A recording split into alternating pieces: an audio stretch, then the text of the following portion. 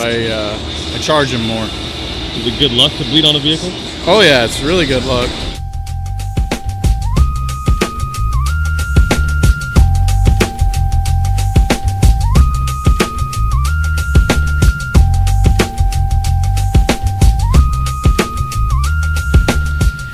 All right, so Dixxon brought in his 64 Impala yesterday, got it up on the lift, got it taken apart, doing a disc brake conversion on the car, so started tearing into the rear axle, get it apart, get the new brakes put in place, we'll be getting on the front soon.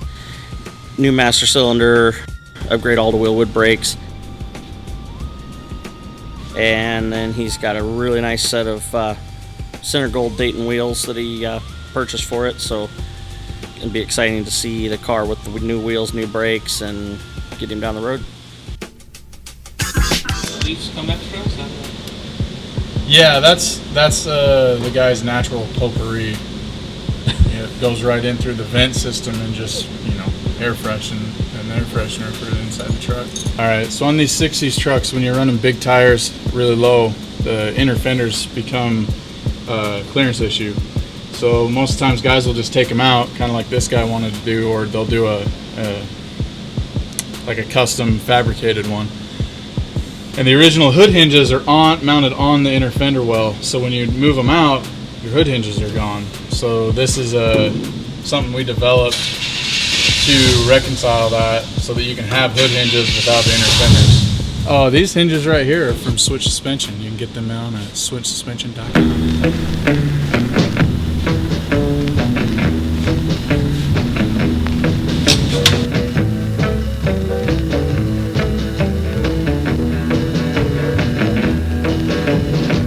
Hey, so Zach's 50 Cadillac convertible just showed up on the transport. Really a decent car, very all original, 50,000 mile car, my color black. Gonna do full air suspension on it, hiding everything. So we're gonna kind of keep that real classic look for this car. Gonna try to hide the remote, try to hide all the CVT and everything that goes with the rest of the air management. Other than that, no wheels, just real classic look, slammed on the ground, all original.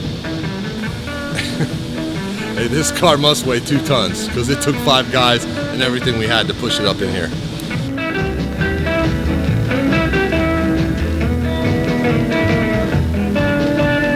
Jason was out here. James was mysteriously missing. Robby was here. I myself. The transport driver was pushing it. It just won't start with 1 volt of power. I don't know. Cadillac was good at that. They still are.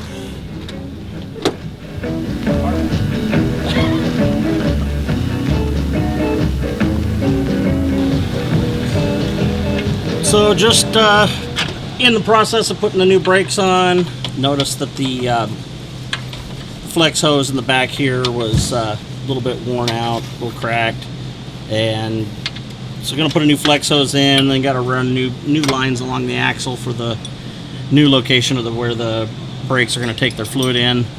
So build some new brake lines on the axle, put in a new flex hose. The front got new flex hoses in the kit, so those are all new. Then this brake system will be new from top to bottom. Should work really nice for him.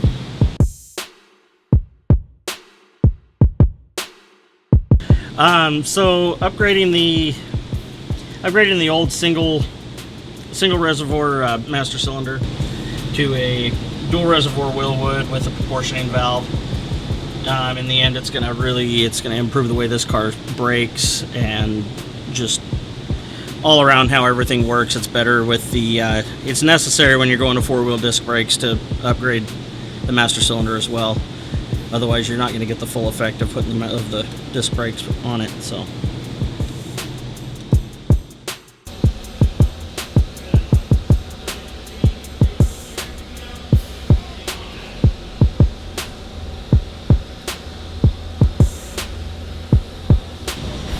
All right, so in the shop today, we've got a 2019 GMC Sierra 1500. This is the first one that we've gotten our hands on to lower. The parts we're putting on it are 2-inch drop spindles from Belltech, paired with the Belltech lowering shackles in the rear. It will give it about a 2.2 drop, And then over time, as more parts come out from this, we'll probably lower it a little bit more. But for right now, these are the only parts available for these trucks that that we can get our hands on. But yeah, it's a brand new GMC. Supposedly these trucks have been completely changed from all the other years, so everything's different on it. That's why it's taken the aftermarket so long to design parts for these trucks. But now we've got some, and we're going to get them installed and get this truck lowered. So, got the new backing plate in place. A little bit of O-ring lube to help the axle bearing slide in without damaging the O-ring that's on it or anything, and get these things sealed back up and get the other wheel on and see what we've got from there. Yeah, just test fitting the rear wheels, try to get the brakes assembled somewhat, test fit the rear wheels. These full reverse wheels have a tendency to hit the skirts on these cars, so hoping that's not going to be the case here. But got the right side wheel in place, got the skirt on. It's close, but it's not hitting, so I'm going to get the left side in place, cycle the suspension, make sure that it doesn't hit. Hopefully we dodge that bullet and then won't have to do anything else. Depending on the wheel and everything else involved, I mean, some guys have had to narrow axles and lots of other things. Sometimes you can get away with just clearance in the skirt a little bit, so I'm just gonna hope for the best.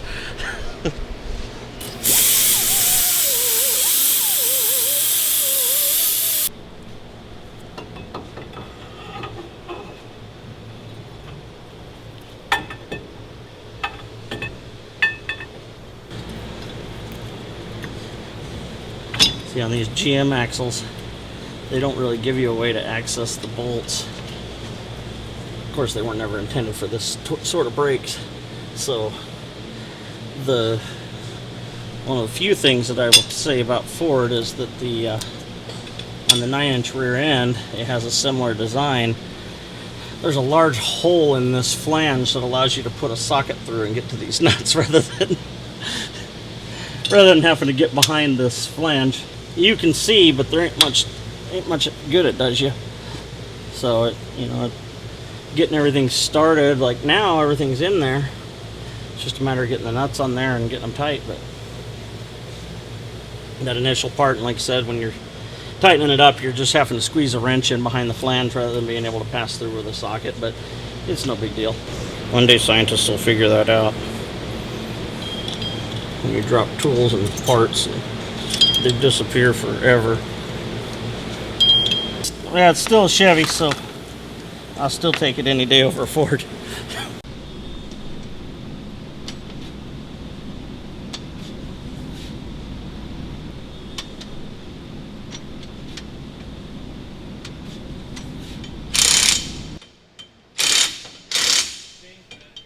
Yeah, so it's a 14.7 72 spoke Dayton, just a straight lace Dayton.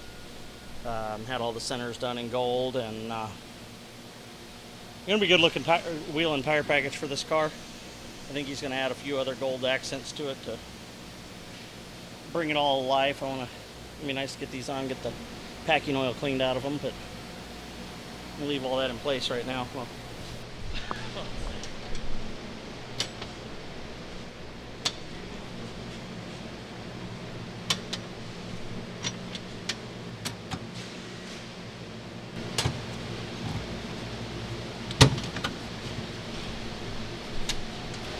well, it ain't touching, but you couldn't squeeze a piece of paper through there.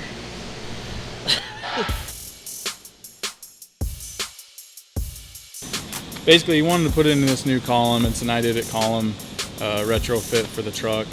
So I think like his old column had some wiring issues in it. So he just bought a new column for tilt option, a little bit better feel in steering. Plus he wanted to do this aftermarket steering wheel we got right here that he supplied to us. We're waiting on an adapter because right now this adapter fits to a stock steering column, so we had to order that adapter. It's on its way here, and as soon as it gets here, we'll button up this steering column and we'll be able to drive the truck. So here shows the differences from the 2019 model to the older years. These are the stock spindles that we just took off the Escalade that we did. and you can see how different these new trucks are.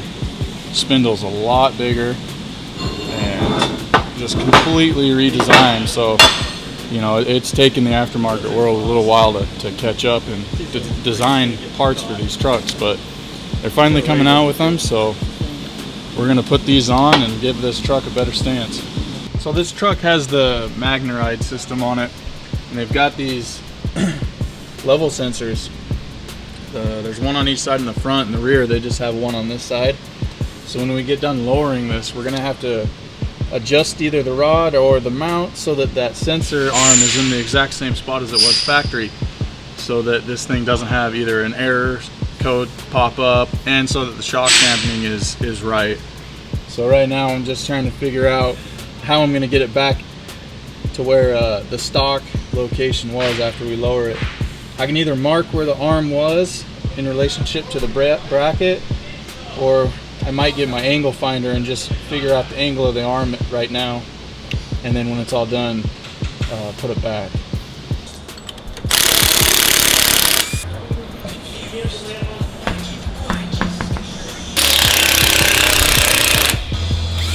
Good deer hunting up there. Yeah.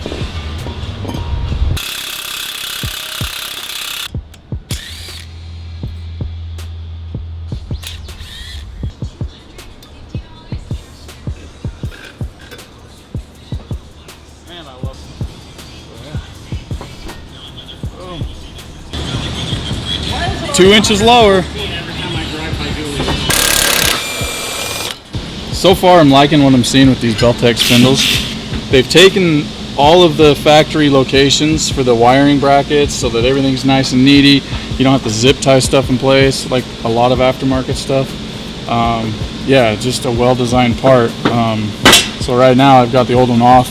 I just got to transfer these O-rings over to the new unit and get the hub bolted on and back together. Pretty simple.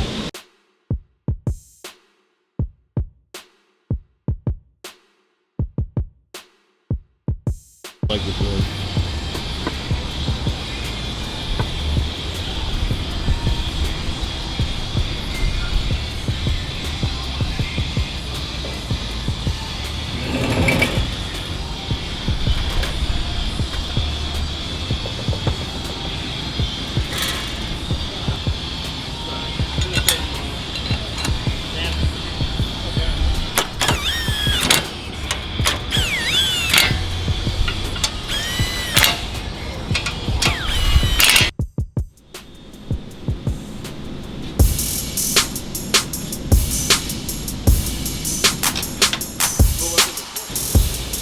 Yeah, gonna see if these brakes actually work now. All that work in them, hopefully they're gonna actually stop the car.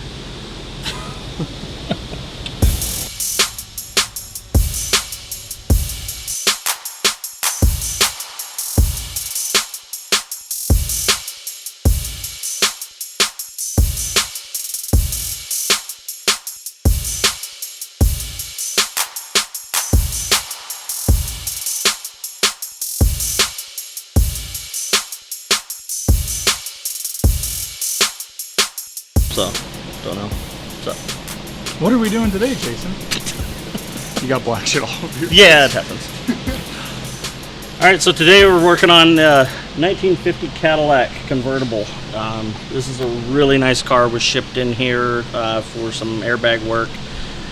Going to be pulling out all the suspension. I've already got the rear axle, front lower arms out. Going to get the upper arms out, get them cleaned up.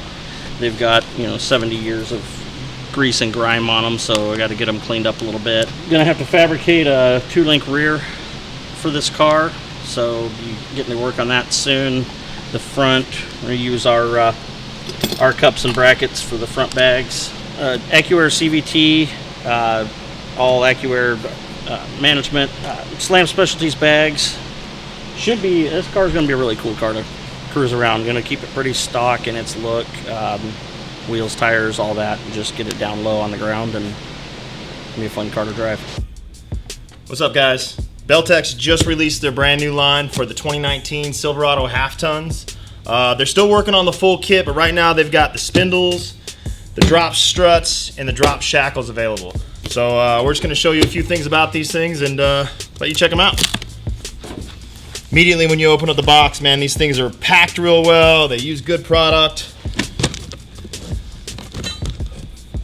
So these are the drop spindles, man. Nice thing about a drop spindle is it's going to maintain the factory geometry in the front end. So instead of actually collapsing the suspension to lower the vehicles, what this does is it actually moves the hub location to a higher point on the spindle to maintain that factory geometry so you can still align the truck and get the same ride quality.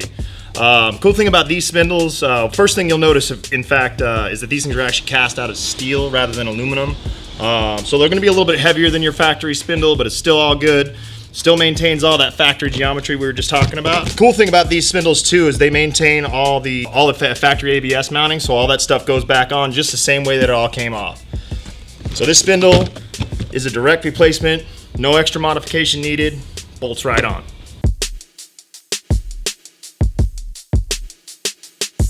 So these are your drop shackles. And what these are going to do is just basically relocate the rear end of the leaf spring to a higher location so you get that 2-inch drop out of the rear. Again, great packaging with Belltech, great quality product. And the really cool thing about finding a nice drop shackle in this industry, and you know what you're getting, is when you see these rubberized bushings. You know, the urethane bushings that you get in some of those cheaper shackles, they tend to squeak a ton, man. And if you're ever running through, driving down, you know, real slow in a parking lot and the rear end of your truck's just squeaking away, not going to have this problem with a quality product, man. Certainly make sure you're looking for that when you're looking for drop shackles from anywhere. Last but not least, these are the new 2019 Silverado half-ton lowering struts. These things are actually really cool because they're adjustable. And if you'll see here that these struts have all these rings on here. So basically, if you wanted to set it at OEM height, you would keep all these rings on top of the strut. And each one of these rings, as I remove them, are a 1/2 inch increment. So if I have all the rings off, we're looking at a total of a 2-inch drop. Now you'll notice that they have this last little small ring. Cool thing with Belltech is they go through all the stops. So this ring is actually on there for the 4-wheel drives, just in case you use those on this one. And that will give you the same drop on a 4-wheel drive as it would be without it on the 2-wheel drives. So make sure you read the instructions when you're installing them.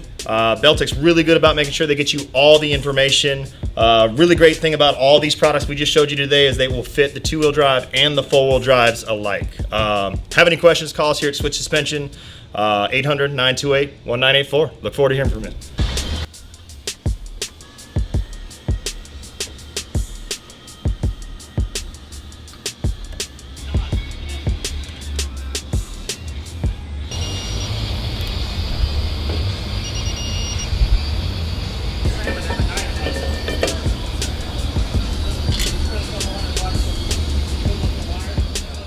I charge them more. Is it good luck to bleed on a vehicle? Oh yeah, it's really good luck.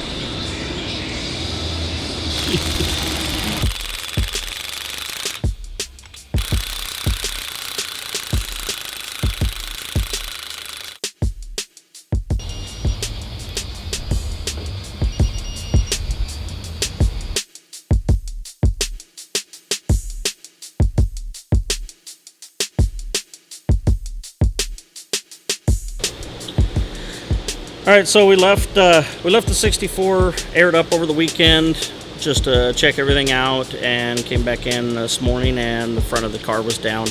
So it's got an air leak somewhere in the tank or in the lines to the front of the car. So we're gonna do a little bit of leak check, find out where it's at. It's a slow leak. It's not something that's a major deal, and a lot of people wouldn't worry about it, but it's still not right. The air should be able to stay up for, definitely more than a weekend. And so, it's one of those things that a lot of guys, they just feel that, oh, it's air, it leaks, it's how it is, but it's not how it is. If it's leaking, it's leaking, and so we'll get to the bottom of it, find it, and make it right. So, as far as hunting for leaks, a little bit of soapy water on the fittings, all around everywhere that there's any place that could seal and possibly leak, and just give it some time. If it's got a leak, the bubbles will show up, and then The other thing that we like to do, I've got a test gauge on the intake for the compressor. If the compressor goes bad or the check valves in there, anything like that goes bad, they'll actually leak out of the intake of the compressor. It's a place that a lot of people don't find the leak because they don't think about it. So by putting a pressure gauge on it, fill the tank all the way up, put a pressure gauge on it, and let it sit. If that gauge doesn't rise in a half hour to an hour or so, then I can safely say it's probably not leaking that direction. But yeah, just gotta keep hunting until we find it. And that's what a leak looks like. So now I'll empty the tank out and pull that fitting out, figure out why it's leaking. Probably just needs to be resealed and put it back in and be going down the road. Sealant may not have gotten enough sealant on it, or the sealant may not have, grabbed on. It's hard to say. Don't matter why, as long as we figure out how to seal it up. So just putting a little bit of the Teflon sealant on the threads and get it back in, tighten it up, and hopefully have this leak problem taken care of.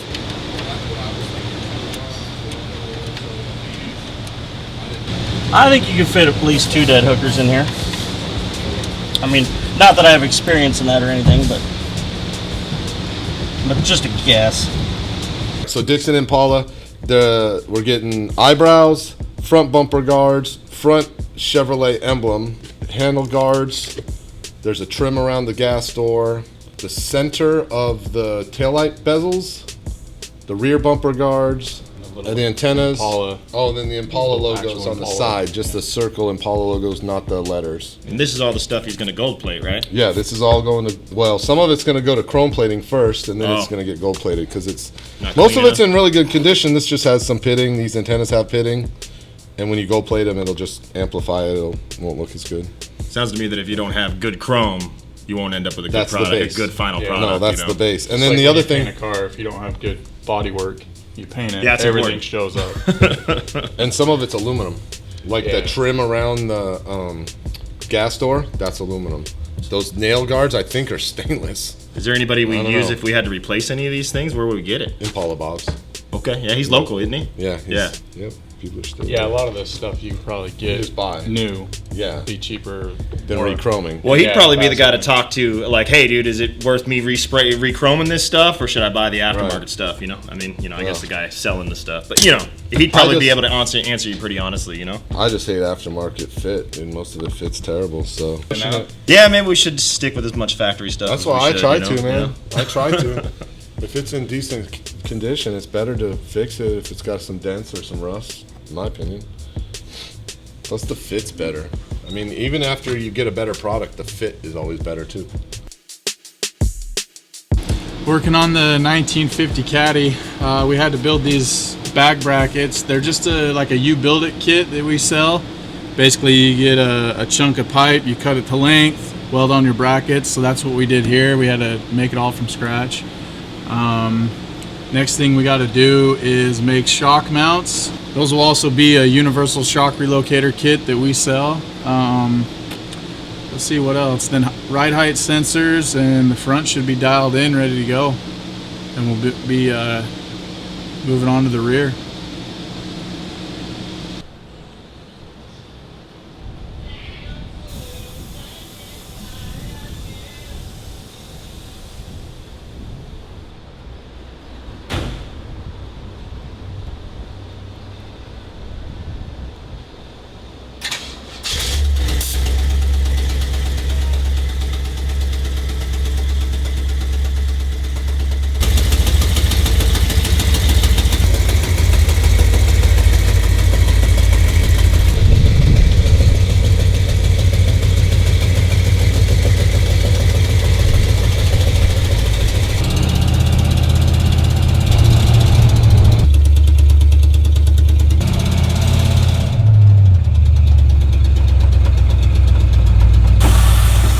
So I'm sure a bunch of you are wondering why this guy put so much money and nice parts into such an old, beat up looking truck, but some guys just love their trucks, and to them it's worth it. So don't be hating on people.